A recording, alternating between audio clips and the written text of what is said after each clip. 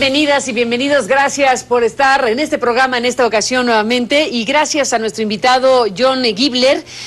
John es un colega periodista, reside en México desde el 2006, está aquí haciendo trabajos diversos en materia periodística y ha escrito un libro, que es un libro fuerte, es un libro que tiene que ver con la fuga de un guerrillero, tiene que ver con la historia de alguien que sufrió durante meses tortura a manos de fuerzas del ejército mexicano y que bueno, pues es la narración pues desgarrada y fuerte precisamente de una experiencia y de un retrato precisamente de lo que en alguna medida es México en este libro Zompantli, que es la fuga de un guerrillero. John, bienvenido, gracias por estar aquí. Muchas gracias, Carmen. Bueno, lo digo así a grandes rasgos, con una portada que muestra las manos de ese alguien que está con unas esposas y que te habla de que esa persona, bueno, pues estuvo en cautiverio. ¿Qué hay en este libro? ¿Qué historia estás contando? Esa es la historia del primer desaparecido, guerrillero desaparecido en el estado de Guerrero en 1996, combatiente del Ejército Popular Revolucionario. Él iba en una comisión para llevar varios periodistas a una entrevista clandestina con la comandancia local en ese octubre del 96. En eso detectan el operativo, fuerzas militares, e intentan detener a dos personas que iban a la retaguardia de esa comisión. Agarran a uno, que es Andrés Zompantli Tecpile, que en ese momento solamente se conocía como el combatiente Rafael. Lo desaparecen, lo llevan a una cárcel clandestina en las afueras de Chilpancingo, aparentemente. Eso sucedió en Zumpango del Río, y lo empiezan a torturar. Y lo torturan por 4 meses, lo cambian de lugar a Acapulco y luego al Estado de México, desde donde logra fugarse después de 4 meses. Entonces es una de las poquísimas historias, tristemente, que hay, donde alguien que vivió la experiencia de la tortura dentro de una dinámica de desaparición forzada, puede contar esa experiencia desde adentro, nos puede mostrar no solamente el terror, el dolor que un ser humano tiene que enfrentar, pero el hecho de que esas prácticas requieren infraestructura, requieren cosas materiales, coches para trasladar, casas donde torturar, cárceles clandestinas, coordinación, radios, equipo, ¿no? Entonces eso nos muestra de que no es una cosa aislada, una cosa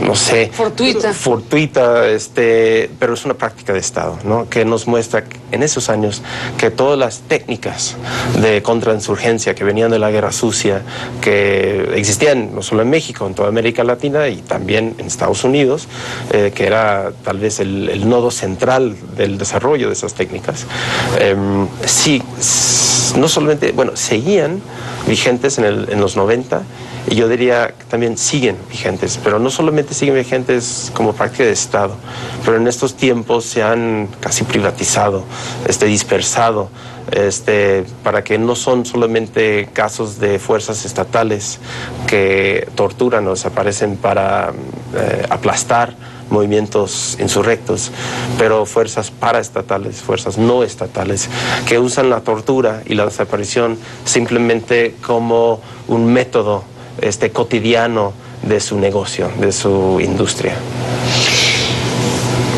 Meses duró esta experiencia. ¿Qué es lo que explica que haya sido tan prolongado el proceso? ¿Qué significa la captura de este hombre que al final de cuentas se libera de la circunstancia, por eso la fuga de un guerrillero? ¿Qué es lo que explica que sea tan prolongado el asunto?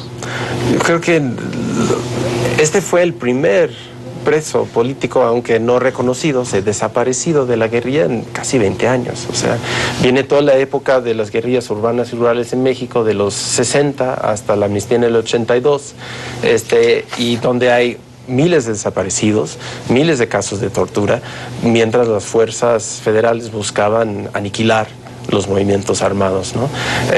Viene la época de los 80 y un silencio casi total de los movimientos armados. Al parecer ya no existían, ya estaban totalmente eliminados, vencidos, pero se estaban organizando. O sea, había, como sabemos en el caso de las Fuerzas de Liberación Nacional, que se organizan en Chiapas, se levantan en armas el 1 de enero de 1994 como el Ejército Zapatista de Liberación Nacional, ¿no? En el caso de Guerrero, los sobrevivientes del Partido de los Pobres y uno que otro grupo urbano se habían juntado una fuerza guerrillera que se llamaba en ese entonces PROCUP, Unión del Pueblo, que cuando se da a conocer en el primer aniversario de la masacre de Aguas Blancas, se presenta como el Ejército Popular Revolucionario, EPR. En ese contexto, Andrés Zompax es el primero a ser... después de 20 años. Después de 20 años, de ser detenido, capturado, desaparecido. Forzadamente. Entonces, él dice, cuando platica su historia, de que sus torturadores le dijeron: tú tienes que contestar por 20 años de actividad guerrillera. Tú nos tienes que contar... ¿Qué pasó todo este tiempo? ¿Qué pasó? ¿Dónde se organizan? ¿Dónde tienen sus almacenes de armas? ¿Quiénes los financian? ¿Quiénes escriben sus comunicados? ¿Dónde tienen sus casas de seguridad? ¿Cómo es que sobrevivieron y reorganizaron miembros del Partido de los Pobres o de los cívicos? Entonces dijeron, o sea, es una cita muy fuerte, dijeron: vamos a experimentar contigo, o sea, tú eres el experimento. Tenemos todas esas prácticas de años de la guerra sucia y ahora la vamos a reeditar. 20 años después, el año es... 1996. 1996, para ubicar ese contexto, efectivamente, donde sucedieron varias cosas, como lo has dicho, en particular lo cercano que estaba el levantamiento zapatista en 1994. Exacto. Digamos que fue ese periodo donde el Estado mexicano vio surgir públicamente este grupo guerrillero de los zapatistas, y 2 años después, más o menos, es que capturan forzadamente a este personaje que es tu personaje central, John, Andrés. Y le dicen: tú tienes que contarnos esos 20 años en donde no tuvimos información. Exacto. O no tuvimos información obtenida de esta manera. Sí. ¿Ese era el punto? Exacto, o sea que no había... Obtenida bajo tortura. Exacto. Que duró ¿cuántos meses? 4 meses. 4 meses. 4 meses. 4 meses él logró escapar. Sí. Se logra fugarse en la madrugada, deshaza sus manos de las esposas, saca unos vidrios de una ventana. Como él no sabía dónde estaba, pero estaba dentro de un cuartel militar. Entonces por eso tenían 2 guardias afuera y el hombre esposado, o sea, totalmente flaco, rendido, después de 4 meses de tortura. Y como estaba dentro de una base militar, yo creo que no había, había mucha confianza de que era imposible que escapara. Entonces saca la mano, se brinca de la ventana, empieza a caminar, se da cuenta que está dentro de un cuartel militar. Viene un soldado caminando y él se levanta las manos pensando que le van a disparar. Y el soldado le saluda y sigue caminando. Piensa que es un hombre haciendo ejercicio en la madrugada o algo así. Entonces, él se da cuenta. ¿De verdad? Sigue caminando. Eso es lo que cuenta. Insólito. Sí. Insólito. Sí. Entonces, ve un lugar donde los vecinos del base militar cruzan un campo y brincan una malla, y él los sigue, brinca, sale y empieza otra trayectoria de esa historia, que son los días que él va deambulando, como él mismo dice, deambulando como un pedazo de ser. Un pedazo de ser. Un pedazo de ser.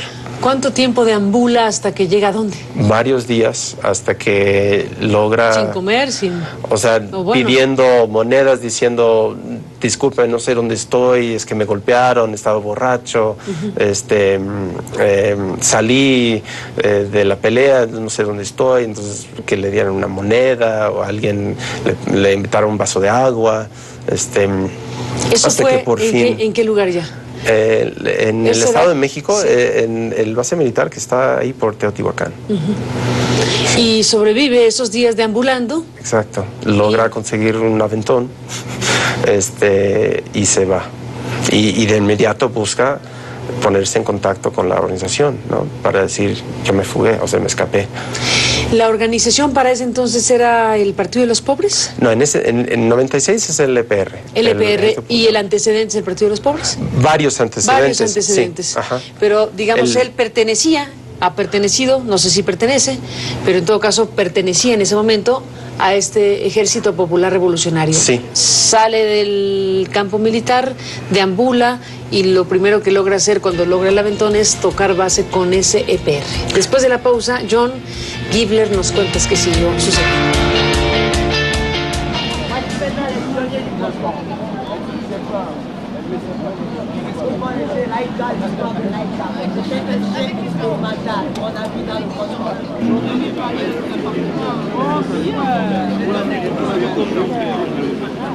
Regresamos, John Gibler, en esta conversación contigo sobre este texto que has escrito, La fuga de un guerrillero, que es la historia de Andrés Zompaxtle, este veracruzano, este hombre que sufrió meses de tortura y que, como dices, fue el primer guerrillero capturado forzadamente en México después de 20 años de que no se daba una experiencia así en 1996.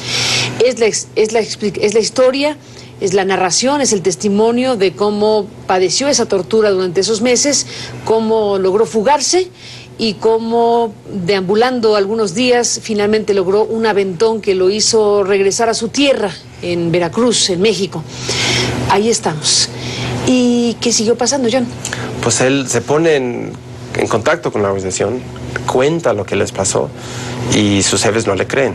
O sea, el EPR. El EPR. Piensan de que pues está mintiendo, de que el ejército lo dejó ir para infiltrarlo nuevamente dentro de la organización guerrillera, ¿no? Entonces se entiende la desconfianza, o sea, por supuesto, pero a la vez es muy pesado porque él acaba de sufrir 4 meses de tortura. Logra escaparse, o sea, ha visto la muerte acá cuantísimas veces, logra ponerse en comunicación con sus compañeros y lo primero que hacen no es preguntar cómo te sientes, cómo estás vivo, ¿no? Es interrogarlo, volver a interrogarlo. Un segundo interrogatorio. Sí. Lo tomaron placas de todo su cuerpo, para no ver que no tenía un chip en ese entonces, imagínense, que no llevaba ningún chip. Lo interrogaron y por fin deciden creerlo y hacen una entrevista clandestina con 2 periodistas de La Universal y de La Jornada para dar a conocer la denuncia de la desaparición, es decir, siguen existiendo las prácticas de tortura y desaparición en cárceles clandestinas. Esa nota sale en finales de marzo, abril de 1997 y no tiene ningún eco. O sea, se publica una buena nota en El Universal, en La Jornada y más nada. No pasa nada. No pasa nada. En algún punto entras tú en contacto con él contigo, y él te cuenta esta historia. Sí. Antes de que iniciáramos esta conversación para CNN, hablábamos del asunto y me contabas algo que me impactó mucho, que era su propia circunstancia frente a la tortura, frente a un grupo de personas, frente a sus torturadores, en donde él podía tener algún grado de capacidad para decir verdades y mentiras. ¿Qué es lo que él contó en ese contexto de tortura a los agentes militares que estaban sometiéndolo en ese momento, en esos momentos? Sí, o sea, él cuenta, ¿no? Como las organizaciones guerrilleras siempre piensan de que si alguien cae en manos del Estado, pues lo van a torturar. Entonces ya sabido, ¿no?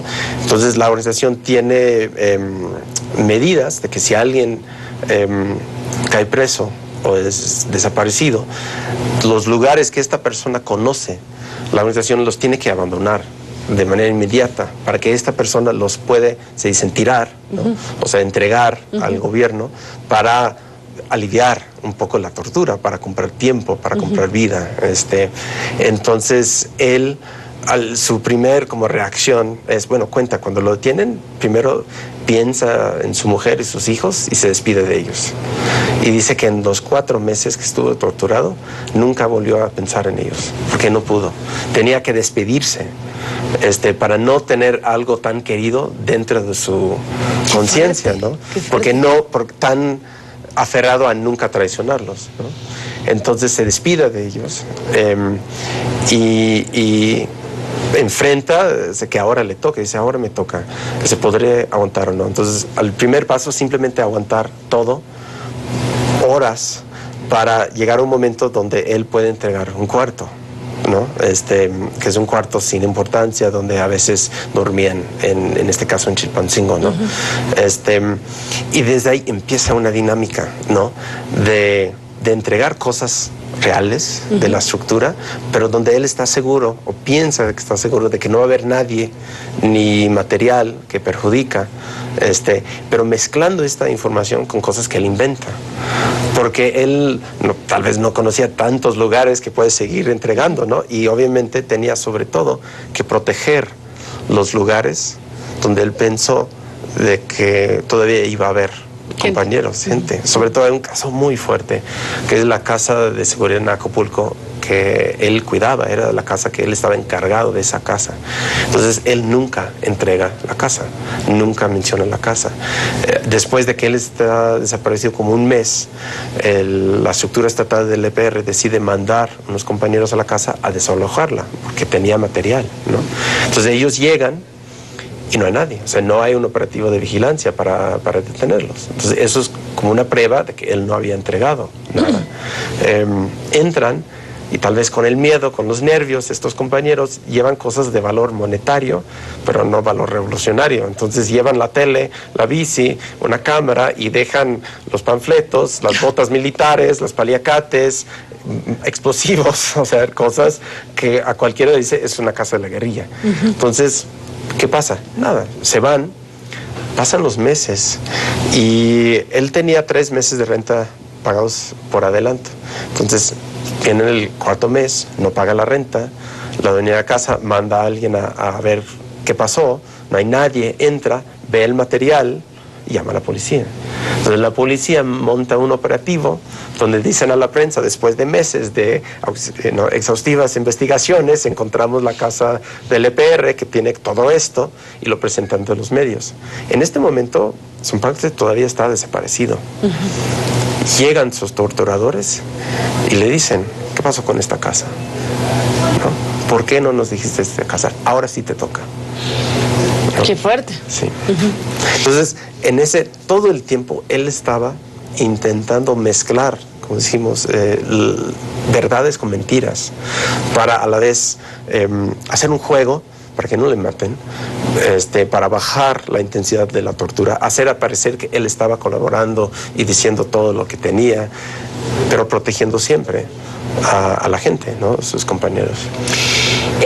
John Gibler, lo que te cuenta Andrés Zompantli en esta mezcla de verdades y mentiras, también viene el reconocimiento de que él pudo narrar o no pudo narrar los 20 años transcurridos desde la última detención o captura forzada por parte del ejército mexicano. Después de la pausa, regresamos a la conversación.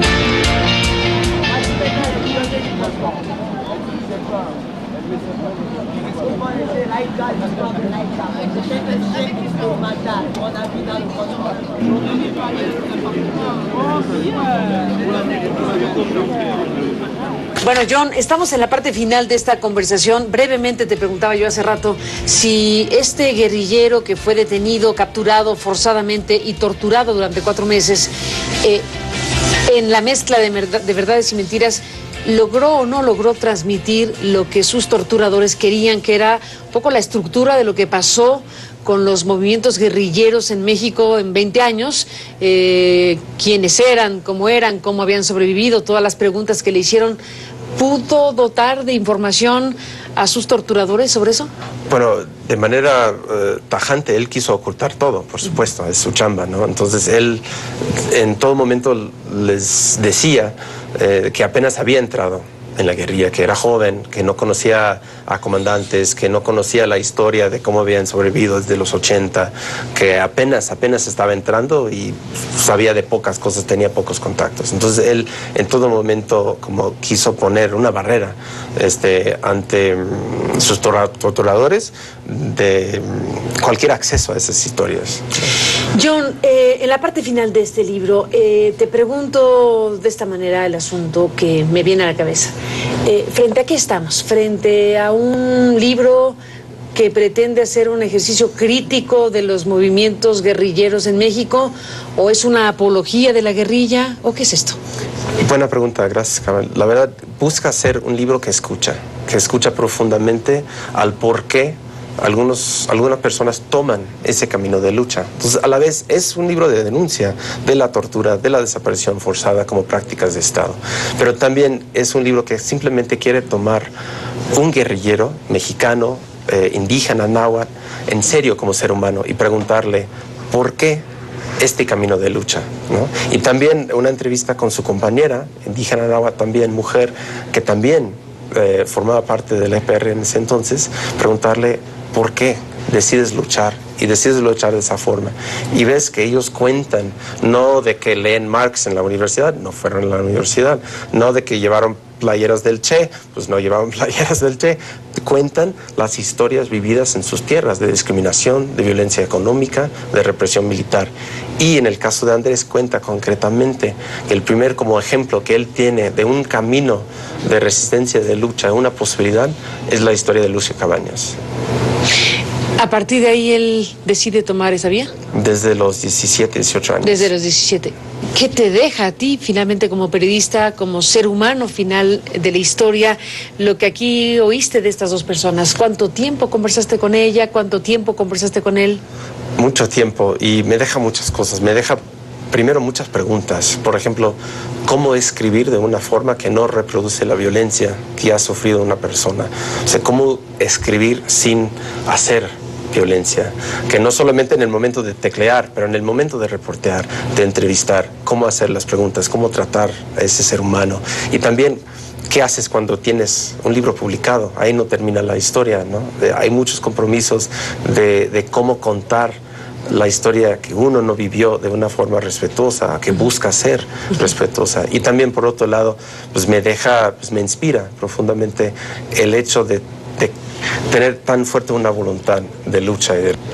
La lucha guerrillera sigue, y ellos siguen clandestinos. La organización en finales de los 90 tuvo varias divisiones, ¿no? Y ellos salieron en una de esas divisiones. Pues es parte de esta historia, John Gibler, que has contado en este libro, que bueno, sí, toca muchas fibras efectivamente, y creo que la parte que mencionas en esta reflexión final tiene que ver con la disposición, con las ganas de observar, de escuchar. Cada quien tendrá sus valoraciones sobre el asunto, pero a seres humanos que atravesaron o atraviesan por circunstancias extremas como esta. Sí. Pues ahí está, John, la historia, y te agradecemos que hayas estado aquí para contar. No, muchas gracias, Carmen. A ti, John, gracias por estar aquí, y gracias a usted que nos permitió acompañarle. Pásela bien, y estaremos, bueno, desde luego siguiendo de cerca pues el efecto editorial que causa un libro como este que aparece en Tiempo de Memoria Tusquets. Gracias por estar aquí, y a ti. Hasta la próxima.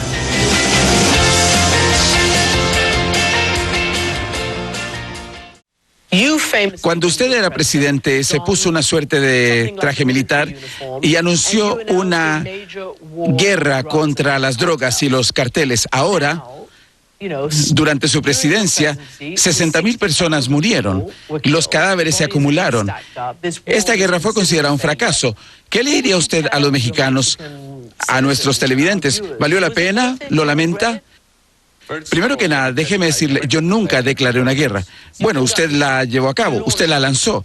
No, lo que traté de hacer fue aplicar la ley en México para que México fuera un país donde hubiera un régimen de derecho, que es bastante importante para el desarrollo. Segundo, nuestro objetivo era proteger a las familias que estaban bajo la amenaza del crimen.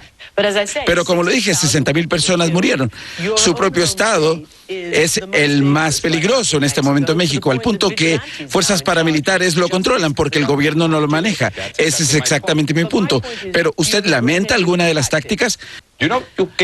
Uno puede tener éxitos y fracasos, pero la estrategia para proteger a las familias y darle seguridad a las familias mexicanas, esa estrategia era la correcta. Y incluso hoy, el nuevo gobierno está tratando de implementar más o menos la misma táctica. Pero lo que uno tiene que hacer es, primero, enfrentar a los criminales. Yo me enfrenté a los criminales, sí. Y el problema con México es que antes de eso, Los criminales no eran enfrentados. Alguien les permitía hacer lo que quisieran. Y entonces tomaron el control de pueblos, ciudades e incluso algunos estados. Y ese fue el comienzo del problema, Cristian. Como en mi propio estado, Michoacán, como usted dice, los criminales tomaron el control de los cuerpos policiales, del gobierno. ¿Cómo se puede imaginar usted que las familias van a estar protegidas así? Es imposible. Es más, usted lo puede ver en Michoacán. El ex gobernador, o más bien el ex secretario general del gobierno, está en la cárcel.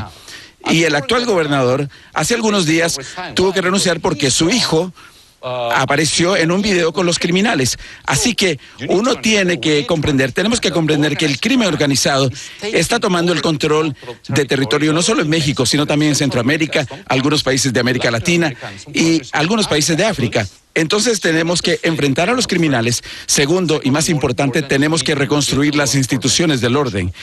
Lo que yo hice cuando asumí el despacho, me di cuenta que la policía estaba corroída por corrupción, así que tenemos que reconstruir esas instituciones del orden, cuerpos policiales, fiscales y jueces. Y tercero, tenemos que reconstruir el tejido social. Esa es la estrategia correcta y yo no lamento haberla hecho. Señor expresidente, muchas gracias. Gracias.